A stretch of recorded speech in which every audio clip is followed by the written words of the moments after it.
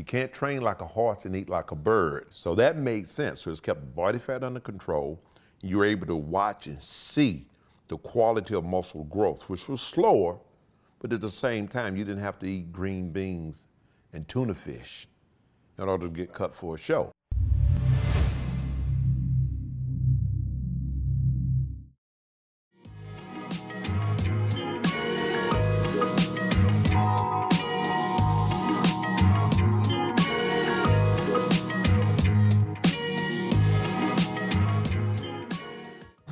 Mr. Haney, many people are here to have a look at you. Yes. Can you tell us something about your training in bodybuilding? Well, first of all, my training, it consists of training at least 6 to 7 days a week sometimes. I train twice a day, and I spend roughly 3.5 up to 4 hours in the gym. That's twice a day, two hours in the morning and maybe 2 hours in the afternoon. Yes. What about your food? My food is basically just well-rounded meals. It consists of... Quality protein would come from things like chicken, eggs, fish. Lentils was used some, but for the most part it was those particular type of proteins that was used. I didn't use a lot of powdered protein drinks, not a lot of them. I would some in the off season, but it was mostly food. Then as far as carbohydrates, sweet potatoes was at the top. You know, beta carotene, also high in fiber, low glycemic index, so it's the perfect energy food. And then the anabolic properties of sweet potatoes and any type of roots was very, very good and highly recommended. Then as far as greens and veggies and that sort of thing, I strongly believed in the use of spinach. So I use a lot of spinach in my diet, which is the perfect multi-mineral complex. So I used that, and it also helped to cleanse the body. You know, all of that is important, and water was just paramount in making sure we kept the system nice and clean and giving the body what it needed. Other things like pineapple, the perfect anti-inflammatory for the joints. I would do pineapples twice a day, fresh pineapple. I would also use things such as walnuts, almonds in the diet, which is very good. I would take in as many as 12 to 15 whole eggs a day, you know, training for competition in all season to develop size in all season.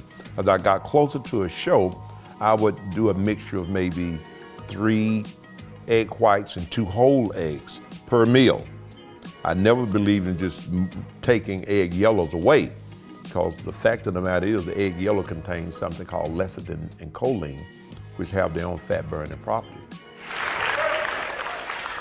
Let's see what Haney looks like.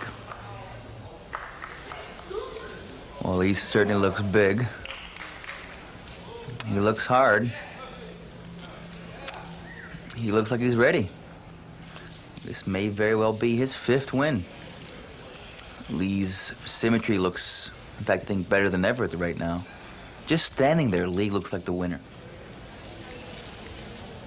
243.25 pounds.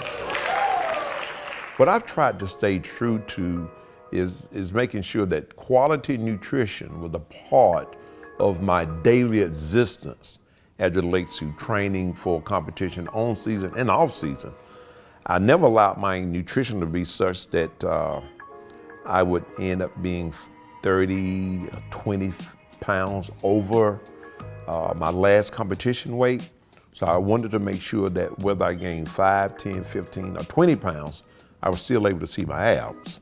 You see, that's the tail story of everything, abs. If you got abs, then that means your body fat is within control. If you don't, then guess what? We need to make some changes. Bodybuilding is judged mainly on the basis of comparison, and experienced judges usually need only 1 or 2 looks at the top contenders to make up their minds. But this isn't what happened in Chicago. The top 5 or 6 were called out over and over in different combinations. They have this new school, old school kind of a thing that they're talking about. And I think because of the criteria of what's accepted in bodybuilding now, sort of threw everything out of whack. And when I entered my competitions, you're talking a 32-inch waist, with a vacuum.